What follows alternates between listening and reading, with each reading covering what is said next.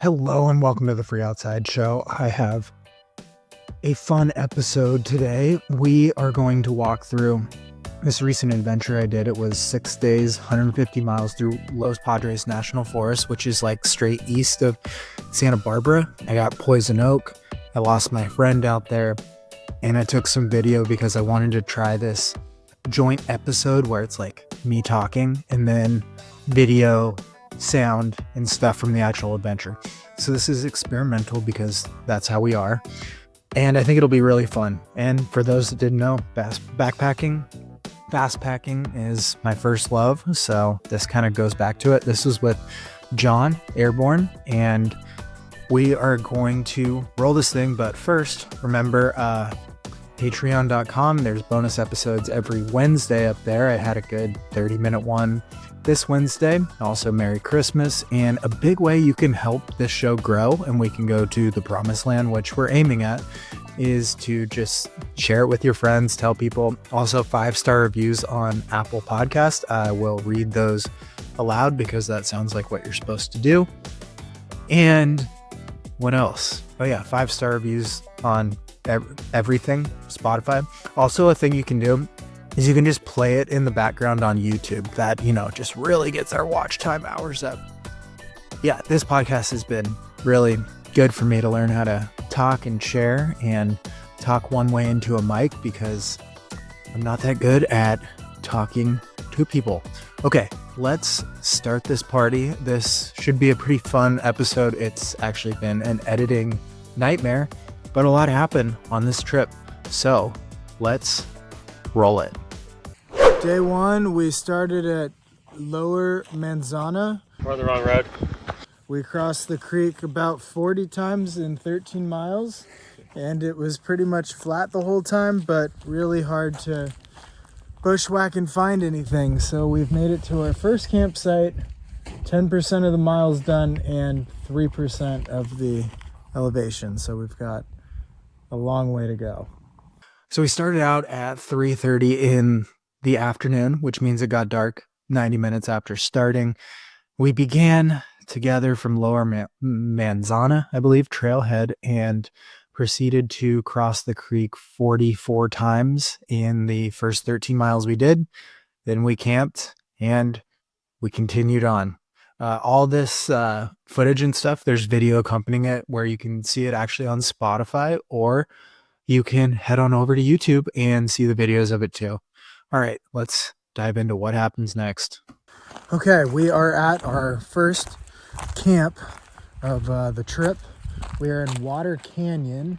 I got up at 4 a.m., flew through Salt Lake City, landed in Burbank at 10, got our resupply set up, and bought food, which I just get so out of practice. I either got too much food or I'm going to be hungry this trip, but I'm not quite sure which it's going to be.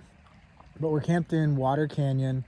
It's really cool. The moon is like 2 days past full, so it's beautiful out here. It's reflecting off the water. Sisquatch River is here.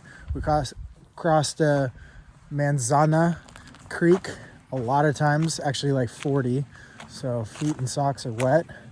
And tomorrow should be more bushwhacking. It's already been a lot of bushwhacking, but really cool campsite. We didn't even get to start till 3:30, so we did 3 hours in the dark. Good practice. Pretty cool out here though. Glad I could get away for this old backpacking trip.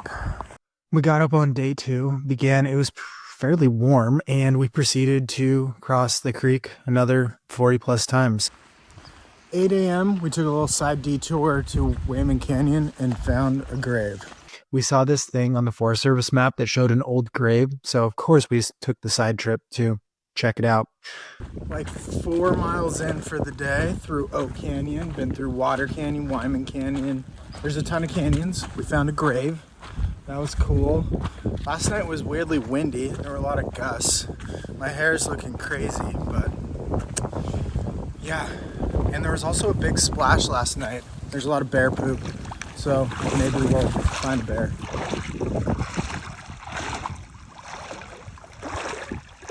This is Miller Canyon.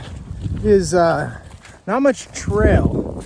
It's been really hard to find the trail on this. It's sort of just blindly following it, checking in maybe on your GPS line and hope you get there. But it's been really pretty. Oak Canyon, probably canyon number 6 of the day so far. A lot of canyons out here. And then in the afternoon of day 2, things got wild. We actually lost each other. So with all these crossings, this river, the Sisquoc, it's one of the only 2 Southern California wild and scenic rivers, and we followed both of them on this trail. But we got caught in this area that had a ton of flood damage and was really overgrown. There was poison oak everywhere. I'm still dealing with that poison oak today. And we tried to navigate and get through the brush different ways. Everything was pokey. Legs are all cut up. We both got stuck where we tried to climb up to where we thought the trail might be, and it got so thick we couldn't even move.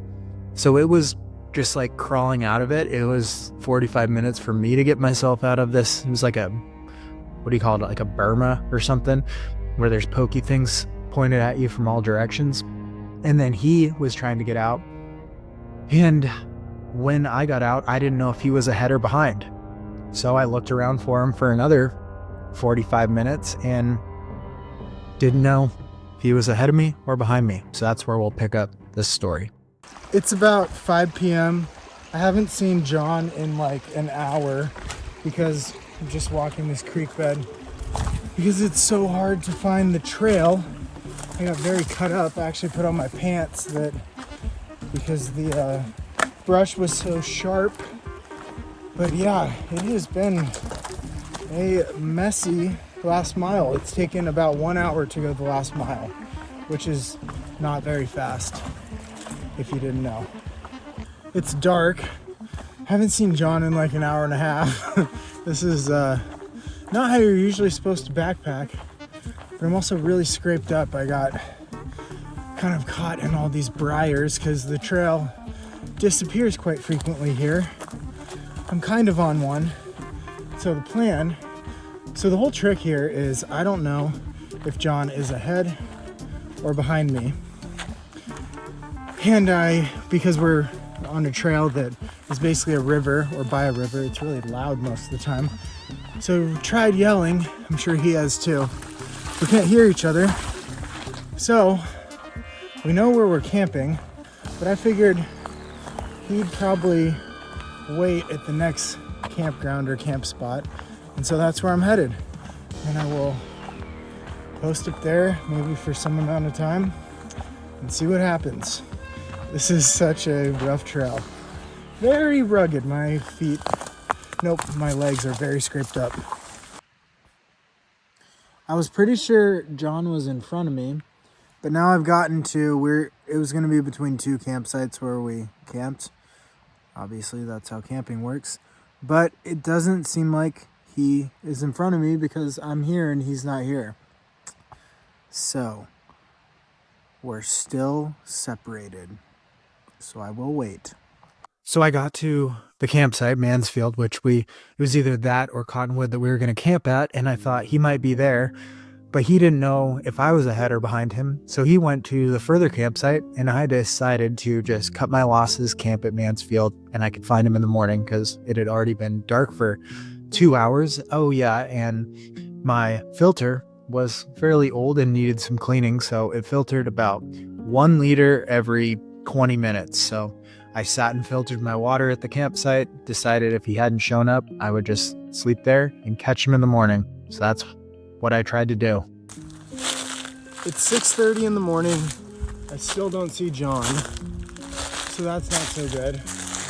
I actually don't know where he could have gone. I think he might be at the next campsite, which is another couple miles, and so I'm up and at him early. I think I got poison oak on my leg too. This has been an interesting trip. Oh, here, I got a bushwhack, but we'll see when we reconvene. Pretty weird to not see each other for a whole night. But that's excitement. It's about 8:30. My ankles and everything are really torn up from all this brush. But last night was weird.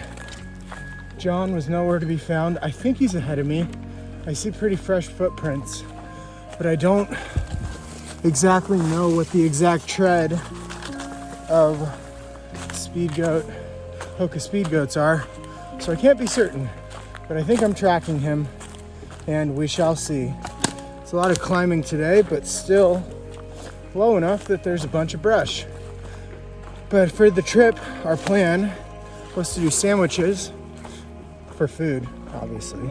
And John has the mustard, so I had to have mustardless sandwiches last night. But I survived. Wow, this is tough. Trying to make up time, but my ankles and legs are already stinging and cut up with some spots of poison oak. So things are going good, and we are getting there, I guess. All right, that's the update. So find him later and just hear everything catching on everything. Oh boy. Oh, found a tick. And then I found him like 9:30 in the morning the next day. I caught up to him, so I was moving pretty good, and I knew he was in front of me just from seeing the footprints, and then I caught him, and then we were together the rest of the trip. For the first 50 miles, we walked in water and only carried it in our shoes. Now we're both carrying like 8 pounds, and it's hot and overgrown and rough, but it's fun. Just here with the boomer getting water. And finally, after we let the Sisk walk, the trail got way better, got wider. We were moving quick.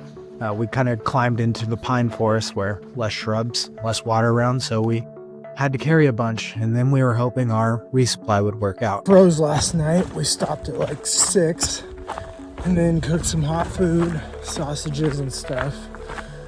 But then it got so cold by the morning, there was ice in my water bottle. The other downside of all this is I have so much poison oak on both my legs. But the trail's been wide and without poison oak for today.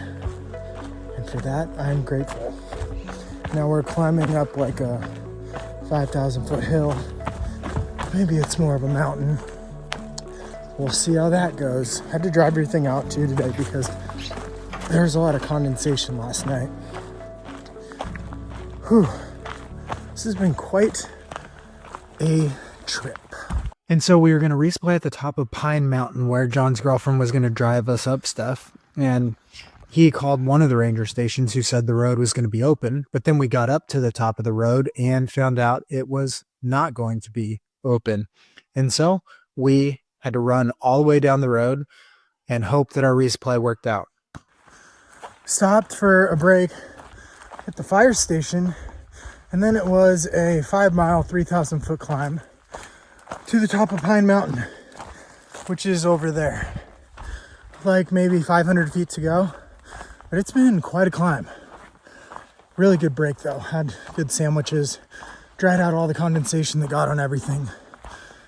But this climb, it's like one of those that's not very steep, but it's relentless. Like every step is uphill.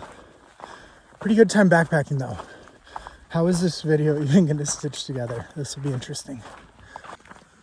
We were going to get resupplied up here at Pine Mountain Campground, and we've been waiting here for probably 45 minutes, and we just learned from the rangers who've been cutting logs the whole time that the gate is closed for our resupply to drive up here. So we wasted 45 minutes doing nothing, and now we're going to attempt to run down the mountain to get our resupply. So who knows if that'll work, because we're both out of water, and I don't even know what we'll do after that, because then it would be 6 miles back up here. So that sucks. We shall see how this plays out. The backpacking trip that didn't go perfectly. We were going to resupply up at this campground, but 6 miles down the road, we just found out the gate is closed. So instead of waiting, camping there in a nice campground, we're running downhill for 6 miles. and I don't think we're gonna make it in time. Oh yeah, we're both out of water. And then we got a ride. We did not connect with our resupply. She didn't have service and made the right call to go back to civilization, not hearing from us. We couldn't contact her. So we decided to hitch into Ojai, resupply at the grocery store, and then drive back out and continue on our hike. So we resupplied ourselves. Okay, we ran down the road. John's girlfriend was not there because the road was closed. We got there. We didn't have enough food or water. So we hitchhiked into Ojai, where we shopped for more food. Got John's car, which we stashed there for the end, and drove that back up here and walked back up the road we ran down. We're halfway up it, and it's like 8 p.m. So, wild day. So the funny thing about going back out is on the run down, John decided to get rid of maybe like 5 pounds of stuff from his pack so that he could run down quicker. And he left it halfway up the road. So once we got all the way back down the road where it was actually open and we could hitchhike, we were kind of stuck having to go back there because his expensive tent and sleeping bag was halfway up the hill. So that's what we did. And we camped up there, beautiful sunset. And then we were back on our merry way. Okay, after a resupply in Ojai, we started walking the road at like 7, and we made it all the way back up to the campground where we ran down. What a last 12 hours. It's super windy, but we're still taking the side trip up Reyes Peak. It's like 7,400 feet up. Should be pretty cool. I'm burping a lot. You can see the ocean back there. Or not, because it's iPhone quality. And we lost the poison oak and some of the pokey stuff by the river, but the worst thing actually came back out for us. And that's called white thorn. Also, wild rose was bad. Wild rose grows like 3 feet tall, so if my hands dangled down, they would catch a little rose thorn in each finger. It was miserable. And the white thorn was so bad that we both put on pants, and I still moved so slowly because I was just dreading getting thorned, getting poked by those white thorns. Nightmare-inducing fuel, those things. These are white thorns, and this is the trail, and this is so miserable. They are very pokey. They got thorns. And then we found ice, like the thickest ice you could see. I saw it there, and I threw a rock. Didn't even make a dent. And then John decided to walk on it. And he walked on it. That's how thick the ice was. This is Southern California, and ice was so thick that he was walking on it. And here he is walking on the ice. How did it get this cold here? Oh, baby. There were also a bunch of bear prints on the entire route and bear sign, but we actually never saw a bear. We just saw some deer, birds, small rodents. We saw a bobcat on the drive to the trailhead. That was cool. Oh, another tough day of bushwhacking. John's running down the hill in front of me, and we're headed to Thorn Point Lookout Tower, which would be cool. I got a bunch of poison oak, found some ticks, caught them early enough. My phone screen is cracked, and my legs are covered in poison oak and scratches. But it's been an adventure on this, and now we hit the Thorn Point Lookout Tower and 2 different hot springs tomorrow. Oh yeah, just past a creek, and it was so frozen thick that we could stand on it. Like, couldn't even break the ice. It was thick. So apparently it's getting cold out here. Very pretty, but man, this trail has been tough. White thorns, not my friend. And then we had this fun idea how we could push ourselves. It was 3.7 miles from the trailhead up to Thorn Point Lookout Tower where we were going to camp. And it was about an hour and 10 minutes to sunset. So we made the challenge to try to climb up to the lookout tower by sunset. I'm headed up Thorn Point, chasing sunset. Pretty out of breath. I'm trying to do 3 miles with 2,000 feet of gain. I have 4 liters of water because we're camping up there. Trying to do that before sunset. Wow, this is hard. John's way back there. I'm trying to simulate like a threshold push, you know, make the most of training on a backpacking trip. Okay, talk to you from Thorn Point. Whew. And the lookout tower was awesome. We made it for sunset. We climbed into the tower, got a nice view where you could see the ocean, Santa Cruz Island, the Santa Monica Mountains, and even the Sierra Nevadas. It was a pretty incredible view. And then we camped behind some boulders for the night and cooked up sausages. We basically had sausages every single night, and we did bring a stove and really got to enjoy our evening meals together. Whew, made it up to Thorn Point lookout tower. I'm on it here. You can see the ocean back here and the sunset. Made it for the sunset. It's pretty cool. My lips are chapped. All right, I think we're camping up here. I'm tired. And then in the morning, we got up and we went up to the lookout tower and cooked tea in it, actually. And the sunrise actually proved even better than the sunset. It was a pretty awesome space, which I think requires a bit of a drive, but still from the trailhead, 3.7 miles to get that view from 7,000 feet. Pretty immaculate. Had tea up in the lookout tower on Thorn Mountain, and then have hiked a pretty monotonous day. Lots of roads, some winding trail. Pretty tired. I thought I slept better, but I'm very tired today. Still have plenty of food because we did that big resupply in Ojai, and we'll get out of here tomorrow too. But tonight should get to Sespe Hot Springs for some soaking. This trip has been weird because I have seen so much bear sign and no bears. So wildlife has been a little empty.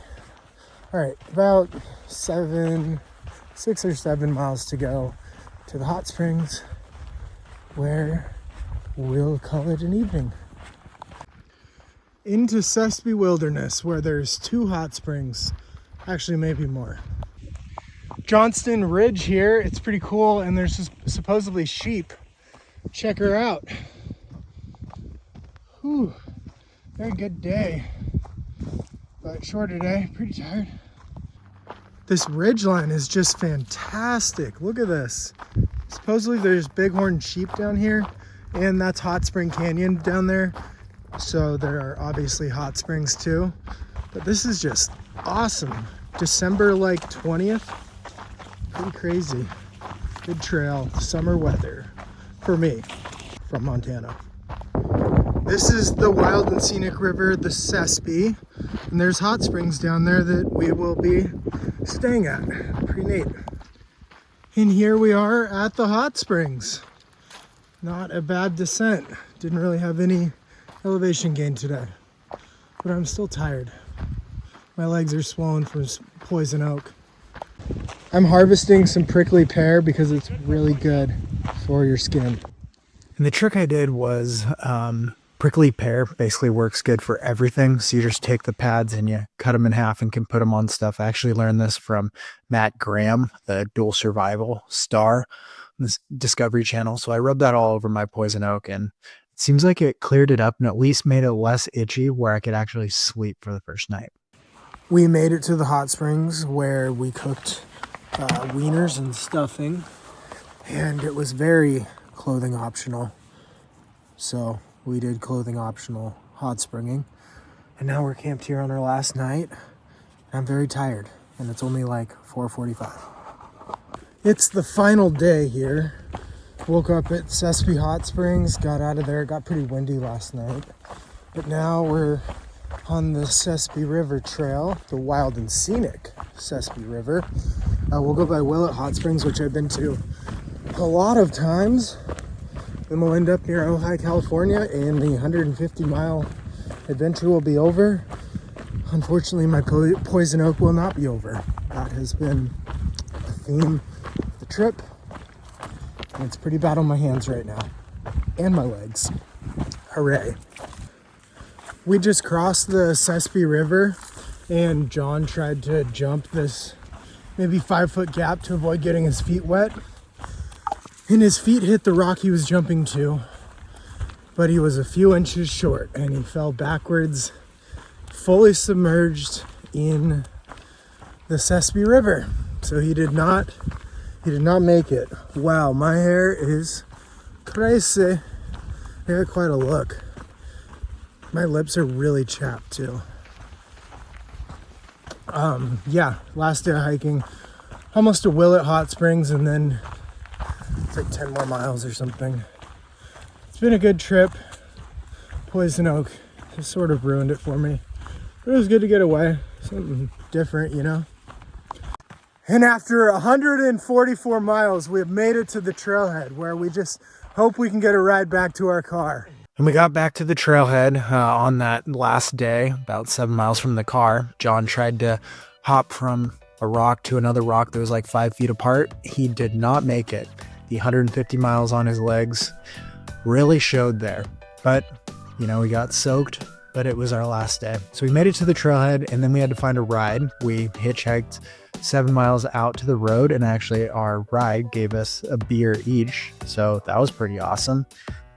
And then we got to the road, we stuck out our finger again, and a guy who actually had pet pigeons picked us up. So he had a homemade carrier with pigeons, and he moved them into the back so we could ride in the cab of his truck.